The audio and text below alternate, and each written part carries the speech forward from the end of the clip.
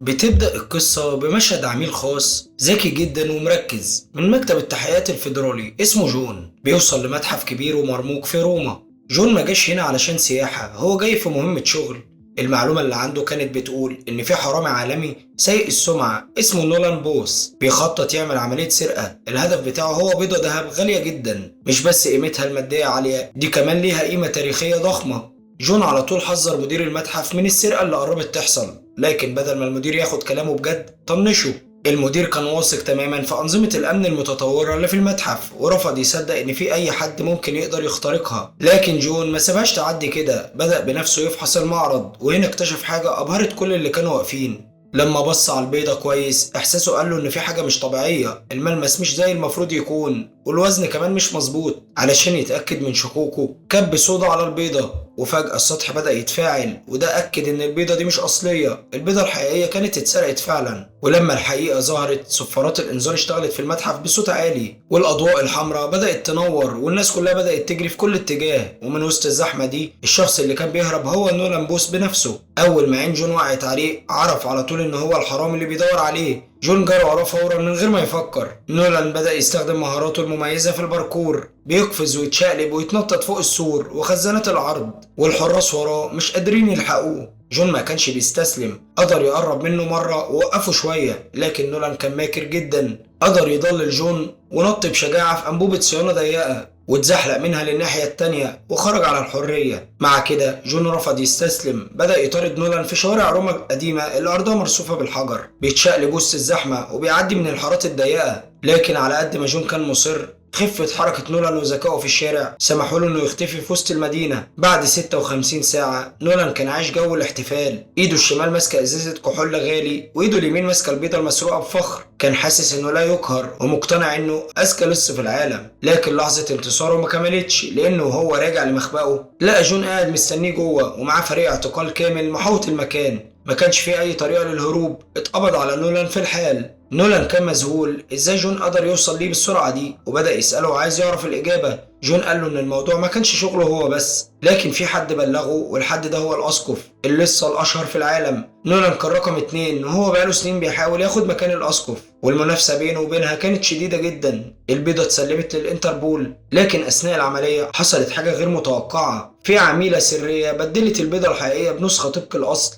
العميلة دي كانت هي الأسقف نفسها. في اليوم اللي بعده الأسقف جابت كارثة على جون، طلعت أدلة بتورطه مع اللصوص، حساب بنكي في سويسرا باسمه وفيه 8 مليون دولار. سمعته اللي بناها في سنين الخدمة اتدمرت في ليلة واحدة. اتقبض عليه وبعتوه سجن شديد الحراسة في الجبال الجليدية بروسيا. والأمر زاد سوء لما لقى إن زميله في الزنزانة هو نولان بوس بنفسه. ما كانش فيه قدامهم غير حل واحد، يشتغلوا مع بعض. وفي الجو البارد والظروف القاسية دي نولان بدأ يجمع أجزاء الحقيقة واحدة واحدة. نولان اكتشف ان سجنهم ده كان جزء من خطة الاسقف، هي كانت عايزة تبعدهم عن طريقها علشان تقدر تكمل بحثها عن البيض من غير ما حد يعطلها. وقتها نولان كشف الصورة الأكبر، البيض مش مجرد تحفة غالية، ده جزء من صفقة ضخمة. ملياردير مصري وعد انه هيدفع 300 مليون دولار لأي حد يجيب لي التلات بيضات الذهب قبل فرح بنته. 2 من البيضات مكانهم معروف، لكن البيضة التالتة لسه لغز. نولان كان بيدور عليهم من زمان قبل ما جون يظهر، لكن خطط الأسقف دمرت تقدمه، وبقى واضح إن الأسقف عايزة التلات بيضات لنفسها. بعدها بشوية الحراس خدوا جون ونولان لمكتب مدير السجن. هناك اتفاجئوا لما لقوا الأسقف قاعدة مستنياهم متنكرة في زي ظابط كبير. كانت واثقة من نفسها وأنيقة جدا، وهي بتعرض عرضها على نولان. هي معاها بيضة واحدة بالفعل وناوية تسرق التانية، ولو ساعدها ان هم يلاقوا التالتة هتديه 10% من المكافأة. نولان ضحك في وشها ورفض عرضها تماما. الاسقف ما اهتمتش، وهي خارجة رمت كلمة اخيرة: انا دايما متقدماك بخطوتين، فاهم؟ جون اتنرفز لانه حس ان ده كان ممكن يكون طريقهم للخروج، لكن نولان في الاخر اقتنع انهم لو تعاونوا هما الاتنين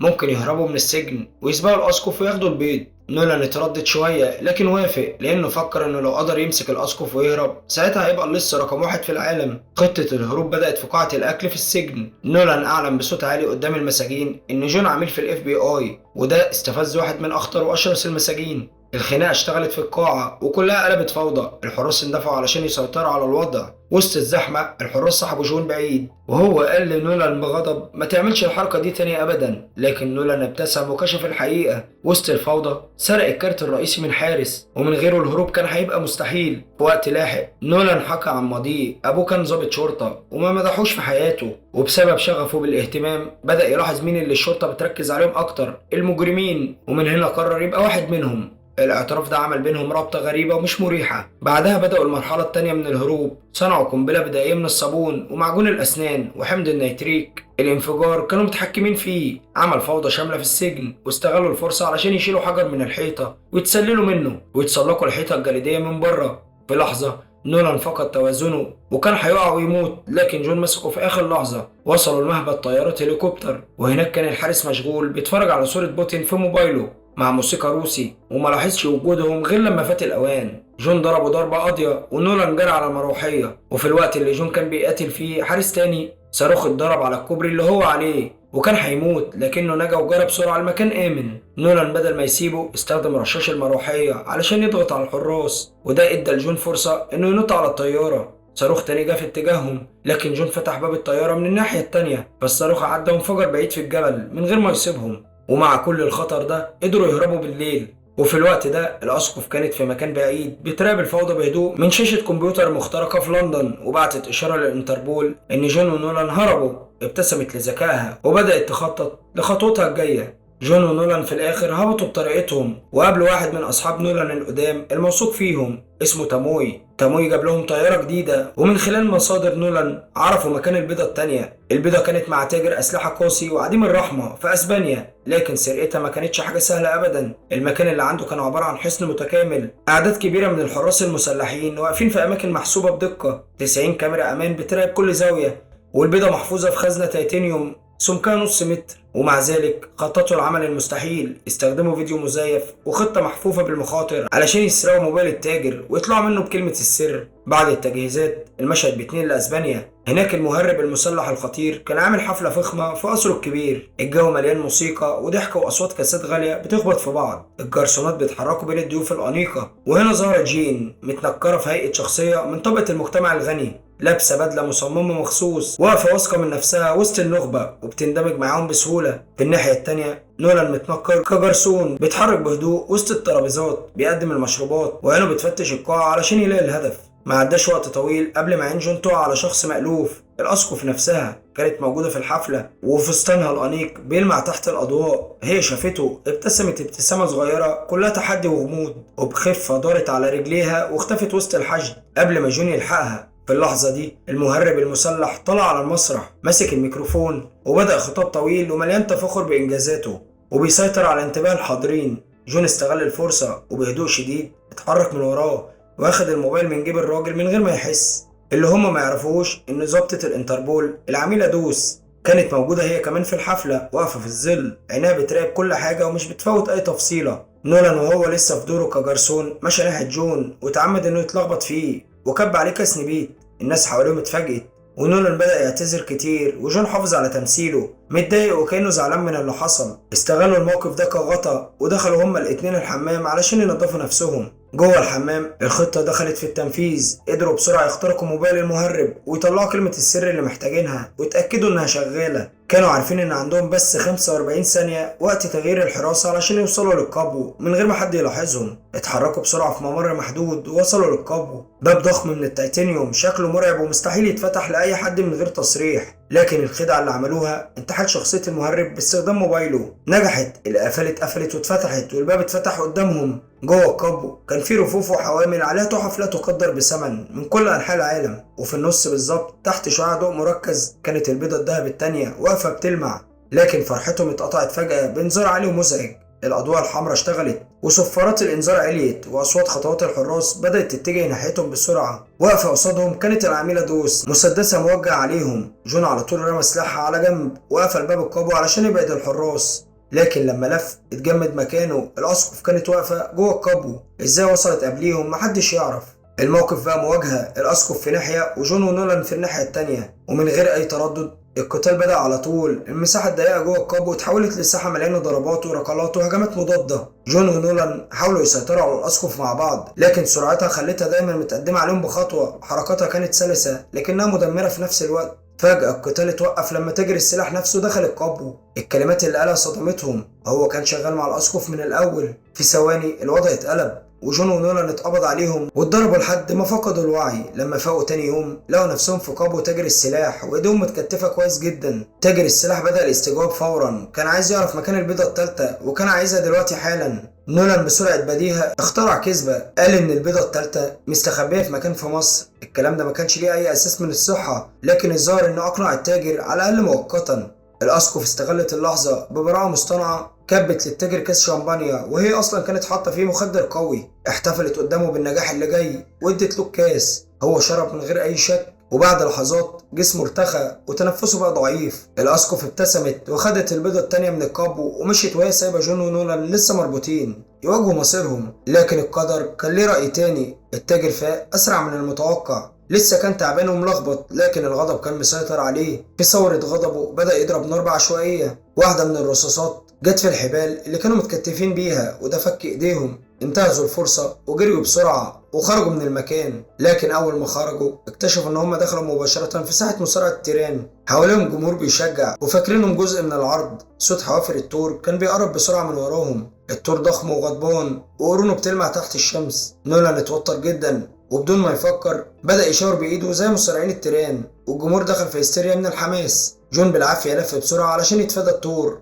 في حين إن نولان بدأ يتسلق سور الساحة وهو بيحاول يلقط نفسه. بطريقة ما الاتنين قدروا يهربوا من الساحة للشوارع الضيقة اللي في المدينة. في نفس الليلة لما لقوا مكان هادي، جون عمل حاجة عمره ما عملها قبل كده، شارك جزء من ماضيه. قال إن أبوه كان حرامي مشهور وبيوم من الأيام سابه فجأة من غير أي إنذار، وده سبب له جرح كبير في نفسيته. الخيانة دي كانت هي اللي خلت جون يكره المجرمين ودفعته إنه يشتغل في إنفاذ القانون. نولان سمعه في صمت، ولما جون خلص كشف سره هو كمان. هو عارف مكان البيضة الثالثة. نولان بدأ يحكي القصة. بعد الحرب العالمية الثانية ضابط ألماني هرب على الأرجنتين ومعاه شنطة مليانة كنوز وساعة يد. جوه الساعة دي كان في رمز، والرمز ده بيكشف مكان البيضة الثالثة. بعد سنين والد نولان اللي كان خبير في البحث عن الكنوز لقى الساعة واتبع الأدلة لحد ما وصل لمخبأ نازي منسي في أعماق غابات الأرجنتين. نولان نفسه قضى سنين طويلة بيجمع أجزاء القصة دي، ودلوقتي معاه الدليل الأخير اللي هيقودهم للمكان. من غير ما يضيعوا وقت انطلقوا على طول في الرحلة. رحلتهم وسط الغابة ما كانتش سهلة خالص، المستنقعات بتغوص فيهم والمنحدرات كانت خطيرة جدا، لكن في الآخر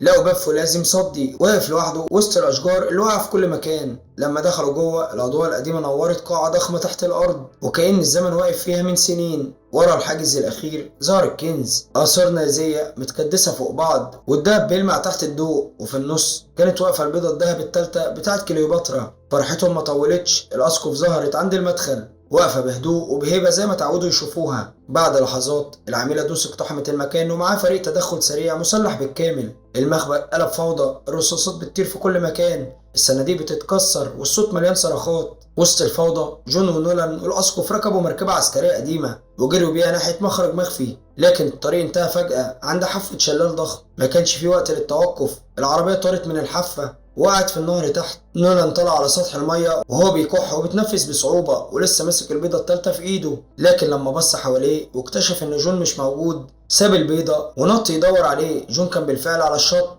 وهنا الحقيقة وقعت زي الصعقة. جون والأسقف كانوا شركاء من الأول، ما كانوش أعداء أبدا، دول كانوا حبايب وشركاء، واستخدموا نولان من الأول علشان يوصلوا للبيضة التالتة. كل تفصيلة كل خطة كانت جزء من لعبتهم. نولان اللي كان مربوط في شجرة ما قدرش يعمل حاجة غير انه يتفرج عليهم وهما بيتخانقوا في الغابة ومعاهم الثلاث بيضات. الغضب كان مولع في عينيه وأقسم انه هينتقم منهم. وفي الوقت نفسه في مصر كان في احتفال ضخم في قصر فاخر، بنت الملياردير كانت هتتجوز، واهم حدث في الفرح ده كان العرض العلني للثلاث بيضات الذهب لأول مرة مع بعض. البيض اتسلم في احتفال ملكي قدام كل الضيوف، والملياردير واقف بيسقف بفخر وسعادة. لكن فجأة أبواب القصر اتفتحت بعنف، والعميلة دوس وفريقها من الانتربول دخلوا على مداهمة مفاجأة. المسلحين اللي معاهم هجموا القاعة وقبضوا على الملياردير وشركائه وحتى العروسة نفسها. الضيوف اتلخبطوا وبدأوا يجروا في كل اتجاه وهم في حالة ذعر، والبيضات الأثرية اتصدرت. ومن نقطة مراقبة مخفية جون والأسقف كانوا بيتفرجوا على المشهد بكل هدوء. هم كانوا واخدين ال 300 مليون دولار من زمان قبل المداهمة، وكل اللي بيحصل قدامهم دلوقتي مجرد عرض جانبي، وفي وقت الفوضى وهي منتشرة انسحبوا بهدوء من غير ما حد يحس بيهم. وبعد 6 شهور بننتقل لإيطاليا وبنشوف يخت فاخر كان ماشي بهدوء على سطح اليخت. جون والأسقف كانوا مستمتعين بثروتهم في هدوء وسلام لحد ما ظهر لهم شخص هم يعرفوه كويس، نولان بوث، بابتسامة انتصار على وشه ماشي على طول ناحيتهم، وكان ماسك تابلت ووراهم ورقته الرابحة. هو اتبع كل حساباتهم البنكية الخارجية وبعت المعلومات كلها للانتربول. في ثواني وشوش جون والأسقف اتغيرت لأن حساباتهم اتجمدت وكل فلوسهم اختفت. نولان ابتسم وقلب فخر احتال على المحتالين، لكن ما وقفش عند كده، وطل قدام وقال لهم على فكرة عملية سرقة ضخمة وجريئة، وقال انه ما يقدرش ينفذها من غيرهم. جون رفض على طول، لكن الأسقف كانت واقعية، كانت عارفة ان هم مفلسين وان المجرم المفلس ما عندوش اي اختيار تاني. الاتنين بصوا لبعض وعرفوا ان اللعبة لسه ما خلصتش، والسؤال هو العملية الجاية هتاخدهم على فين؟ وبيخلص الفيلم هنا. سلام.